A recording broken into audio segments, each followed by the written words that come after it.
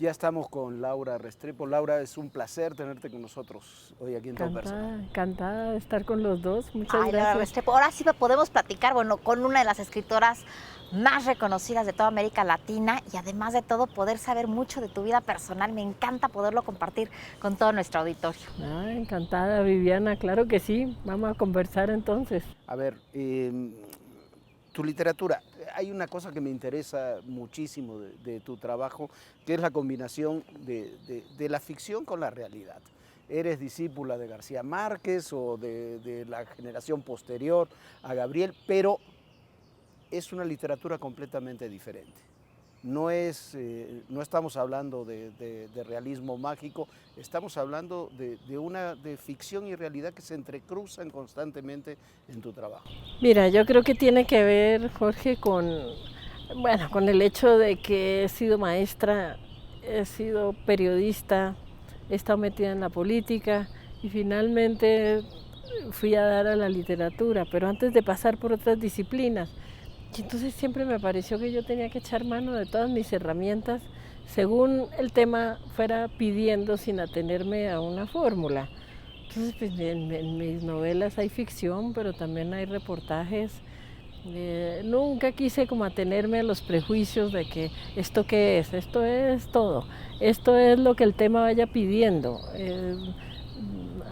Actuar con libertad y total la relación con el lector no se da en términos de categorías, ¿no? El lector entra con pasión si la historia lo llama y lo jala y si la manera como está escrito lo seduce. Pero sin atenerme a que nunca he creído que la literatura sea superior al periodismo. Estoy convencida de que el periodismo, cuando puede darse el tiempo necesario, cuando no es una nota escrita a la carrera, puede ser la mejor literatura y al mismo tiempo creo que la ficción tiene mucho de investigación. De hecho, ¿cuántos de los grandes escritores, vámonos a los clásicos, por ejemplo Balzac? Balzac para sus ficciones sacaba la información de los juzgados, donde iba a buscar casos que le sirvieran de base. Yo siempre me he movido ahí con libertad. ¿Qué es esto? ¿Es novela? ¿Es periodismo? Es todo el tiempo. Bueno, el género ahí importa menos. Lo que sí importa que todo ese trabajo, tanto de ficción como de realidad, está sustentada. Tú hablabas de pasión, has tenido una vida de muchas pasiones. Pero claro, ¿No? se pasa una sola vez por este planeta, más nos vale vivirla intensamente. A ver, empezaste desde niña. Nunca estuviste mucho tiempo en un solo colegio, constantemente tu papá no creía en la educación convencional, siendo un hombre muy culto, muy preparado, y estuviste con constantes cambios desde muy chiquita. Bueno, porque mi papá era lo que allá en Colombia llamamos pateperro, muy viajero y un viajero muy apasionado y sabía hacerlo de manera muy divertida, muy ágil. Y mi mamá siempre lo acompañó.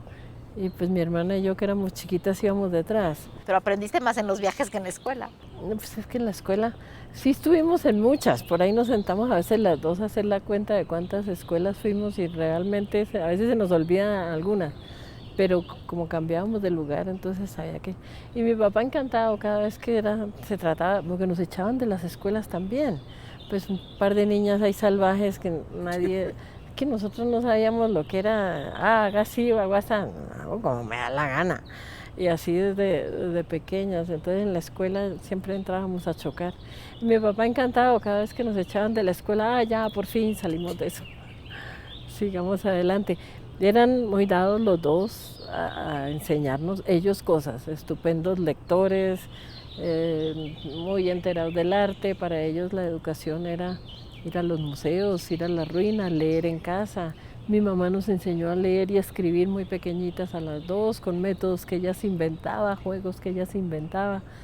Entonces, bueno, ahí nos criaron más bien en ese clima, no de escuela, pero sí como de exigencia en la casa, de estar leyendo, de estar escribiendo, de estar aprendiendo de arte, de historia.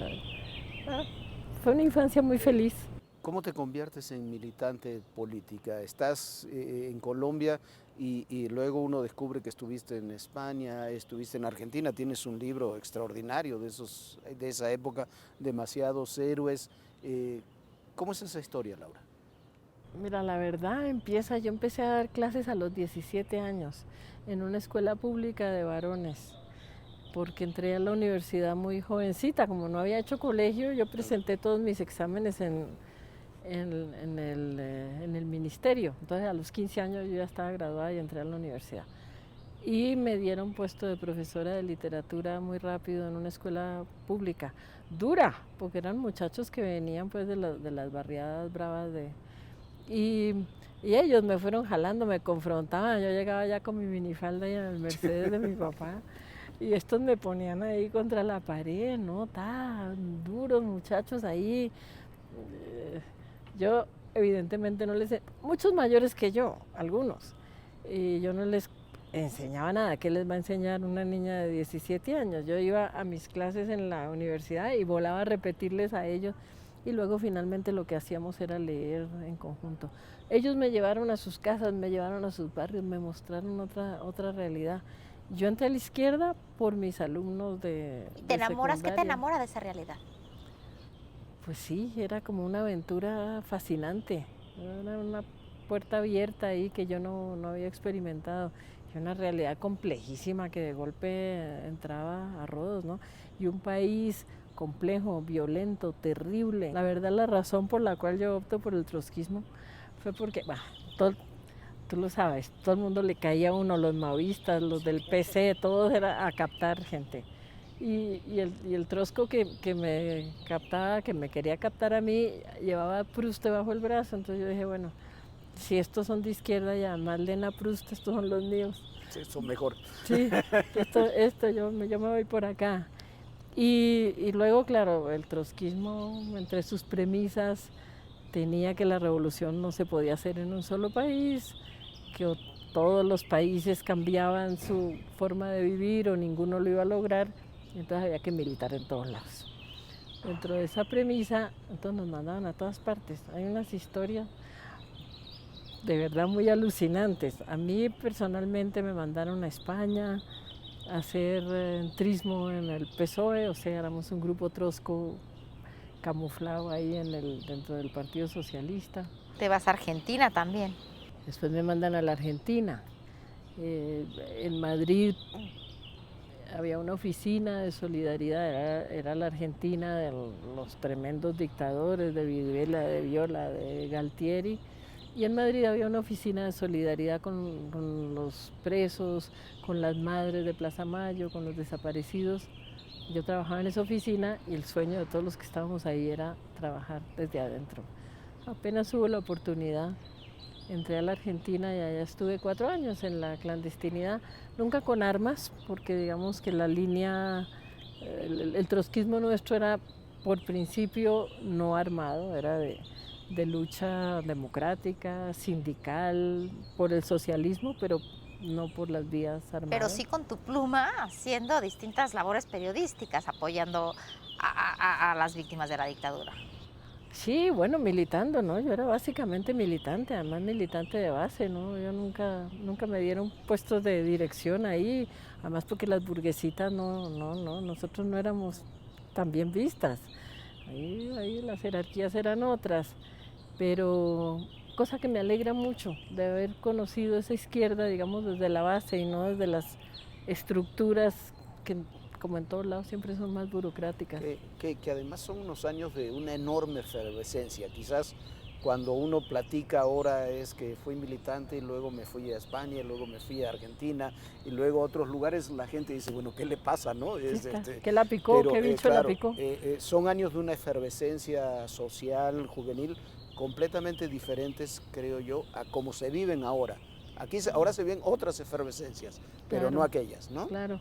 Bueno, es que yo creo que eran tiempos en donde sí creíamos que el mundo se podía cambiar, es decir, tal vez el capitalismo no aparecía como esa cosa tan apabullante que fue después, además estaba la Revolución Cubana, estaba en un momento en donde todavía parecía que después la propia Revolución Cubana fue sufriendo como un proceso de deterioro, pero en ese momento Era eso, era el mayo del 68 francés, era la teología de la liberación en América Latina, los grandes movimientos campesinos. Entonces sí había como la convicción de que si uno se jugaba a fondo, podíamos lograr un mundo mejor. Eso era lo que nos movía. Después de esos años, estás en Argentina y demás, regresas a Colombia y regresas a una Colombia de los años de plomo. Son años terribles en Colombia, donde todo esto de que estamos platicando ahora se comienza a cruzar con el fenómeno también del narcotráfico. Es un poco antes, Jorge, porque yo vuelvo cuando ya vienen las Malvinas en la Argentina, ya viene el fin de la dictadura, ya no estamos, digamos, no había tanto el espacio para un extranjero ahí metido. Y entonces yo vuelvo a Colombia, pero volví al periodismo, al periodismo ya comercial, digamos. ¿En qué periódico? En la revista Semana. En la Estaba Semana. Felipe López, que era el director de la revista Semana, la estaba inaugurando. Y entonces, bueno, yo tenía como experiencia en la política, además era graduada en Filosofía y Letras y tal. Y ya tenías un hijito, ¿no? Entonces ya tenías que encontrar un mundo un poco más tranquilo. Claro, tenía que ver, yo había sido militante profesional, a mí el partido me pagaba, aquí había que ver de qué iba a vivir. Entonces me contratan y me dan la sección de Política Nacional de la revista Semana. Y ahí empiezo a trabajar, muy interesante, porque eso se cruza con García Márquez también, que se interesa en la revista. Ya García Márquez era un personajón y tenía ya el premio Nobel, pero empieza a ir los lunes al comité de redacción. Entonces fue esa época muy apasionante en donde Gabo pues leía lo que escribía, uno decía, esto está muy mal, ¿por qué titulan así? Vaya y investigue esto, verifíqueme este dato. Fue pues tener ahí al maestro.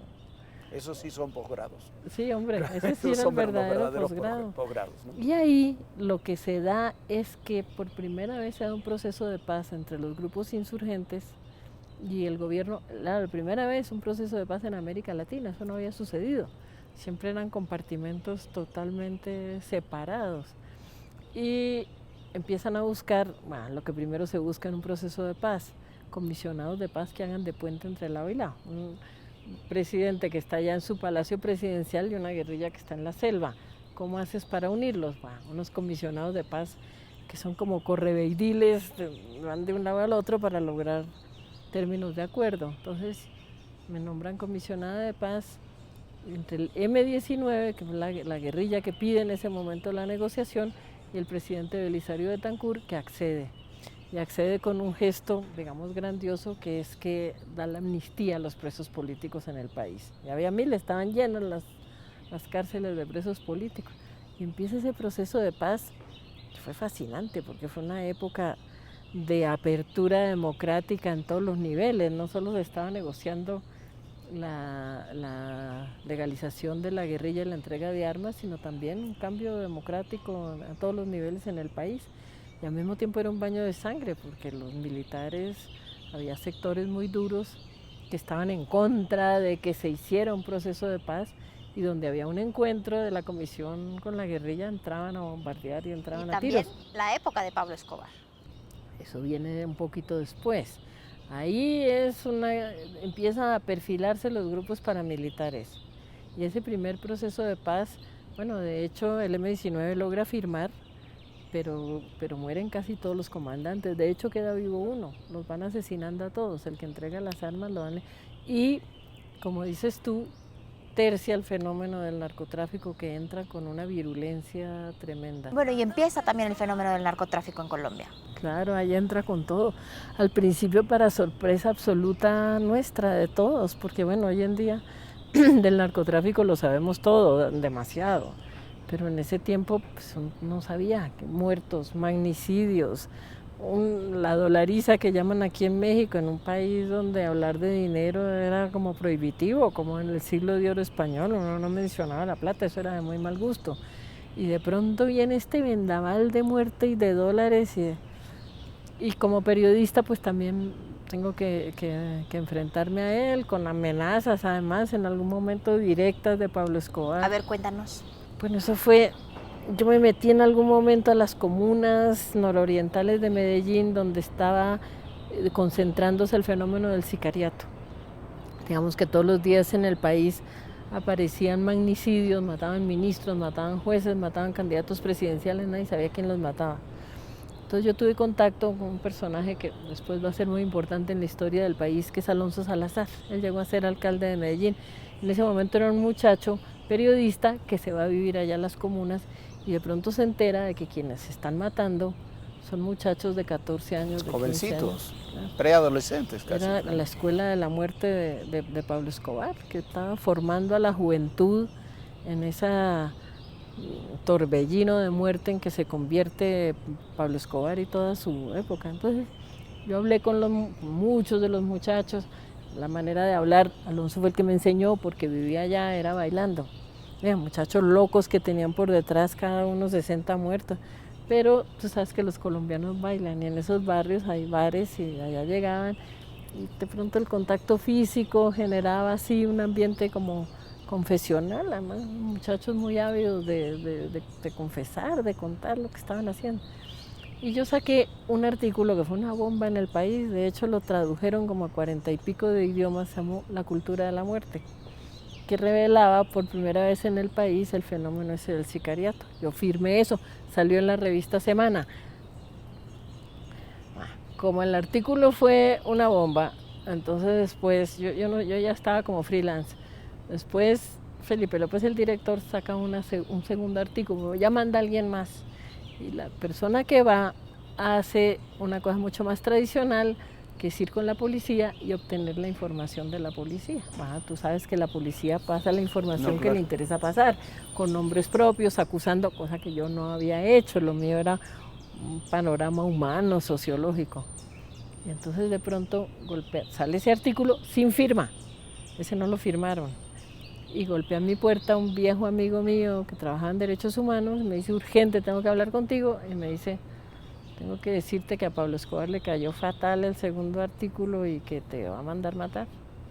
Dije yo, pues, dile a Pablo Escobar que si me va a matar, me mate por el primero, que fue el que firmé, pero que yo el segundo no lo escribí. Entonces, de todas maneras queda uno inquieto, porque cuando sí, claro, Pablo decía aquí, bajaba un avión, reventaba un centro comercial, bueno, para él eso no tenía misterio. Como a la semana volvió ese amigo, me dijo, ya pude hablar con Pablo, le expliqué que el artículo tuyo era el primero y que el segundo tú no tienes nada que ver. Pero le dije, bueno, entonces ya estoy. Me dice, lo que pasa es que Pablo te manda a decir que esa moto ya se fue y no tiene radioteléfono. Los sicarios andaban en motocicleta. Claro. Con eso estaba diciendo, ya se fue con la orden y ya no tengo manera de darle la contraorden. Me fui del país un buen poco de meses hasta que Pablito le dijera a su sicario que no me tenía que matar. Sí. Pero bueno, te vas del país y ya habías comenzado tu trabajo en la literatura como escritora, además del periodismo. Pues no mucho, Jorge. La verdad es que como el proceso de paz se vuelve esa matacinga tan miedosa. Ahí vengo yo a parar a México, al exilio. Aquí bueno, México ha tenido como esa política de acoger gente que viene, exiliados políticos, digamos. Yo vengo acá, pues yo tenía toda la información de lo que había sucedido en el proceso de paz. Los medios ya no querían sacar eso. Viste que un tema se borra y ya nadie quiere saber. Yo tenía toda la información y entonces con eso yo saco el primer libro, que se llamó primero Historia de una traición. Después se reeditó como Historia de un entusiasmo. Es el libro mío que más ha vendido. ¿Ese es el que más se ha vendido? Claro, mucho en ediciones piratas inclusive, pero bueno, ese libro pasó por mucho el millón. Porque en Guatemala, en El Salvador, en Filipinas, donde quiera que haya procesos de paz, ese libro se leyó, y en el propio país también. Entonces, como sin querer queriendo, terminé haciendo libros, fue el primero. Pero ese no fue de novela, eso fue como datos más periodísticos. Un reportaje, Viviana, eso fue un reportaje con mis experiencias, con mis vivencias. ¿Cómo das el brinco a novela? Porque como que cuesta también, ¿no? Tampoco fue una decisión que yo tomara, como que la vida me va llevando y yo siempre he sido partidaria de dejar que la vida me viva, sí, más que tomar decisiones. Y el segundo fue, ya estando aquí en México, yo dije, por estar aquí encerrada en el exilio, tú conoces lo que es la vida del exilio, está volcado sobre sí mismo, no siempre soñando con el país que dejó atrás, donde no puede volver, como con el cuerpo aquí, pero el corazón en el otro lado, hasta que dije yo no más. estoy en un país fascinante que es México y se me está escapando por andar aquí soñando. Muchas veces por vivir en el pasado dejas de vivir el presente, ¿no? No, pero absolutamente. Lo mismo pasa con el exilio geográficamente. Entonces dije, no, yo me voy a relacionar aquí con este país como sé, escribiendo, busquemos una historia que no haya contado nadie, que en México es muy difícil, porque México está muy lleno de literatura magnífica, escrita por los propios mexicanos y también por extranjeros que han venido aquí a escribir.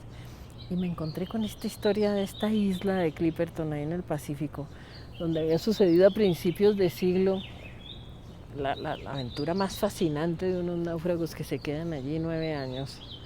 Y la verdad, los mexicanos no conocían mucho esa historia. Y yo me recorrí todo México buscando a los sobrevivientes del grupo de personas que habían vivido aquello. Con una mano adelante y otra atrás, porque yo ni plata tenía ni nada. Yo llegaba allá en colectivos y a preguntar si yo no tenía trabajo, no tenía nada. Pero la gente, bueno, aquí la gente es muy cordial y además muy ávidos de contar la historia. Yo llegaba a Orizaba o llegaba a Salina Cruz, buscaba un negocio, digamos, el negocio así que tenía cara de más viejo del Zócalo y allá preguntaba. Aquí conocieron una familia que se llamaban los Arnaud.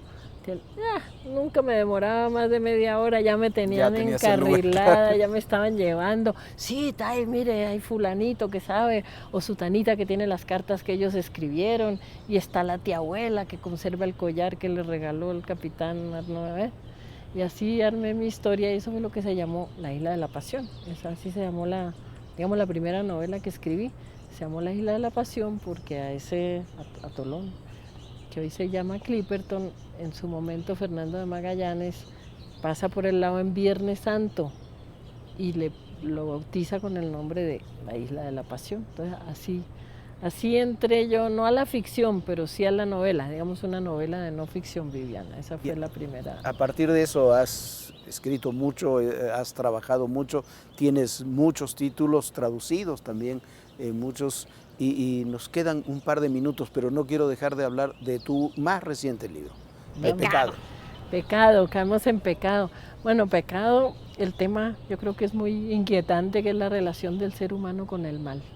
Entonces tienes una serie de capítulos bastante independientes entre sí, y cada uno es un pecador.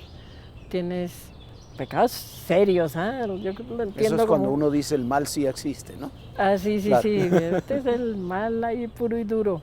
Hay una chica, Emma, que descuartiza al novio y va a parar a un pabellón de criminales en una cárcel de mujeres. Hay una pareja adúltera, hay un padre y una hija que acaban enredados en un asunto de incesto. Hay un verdugo profesional al que llaman la viuda.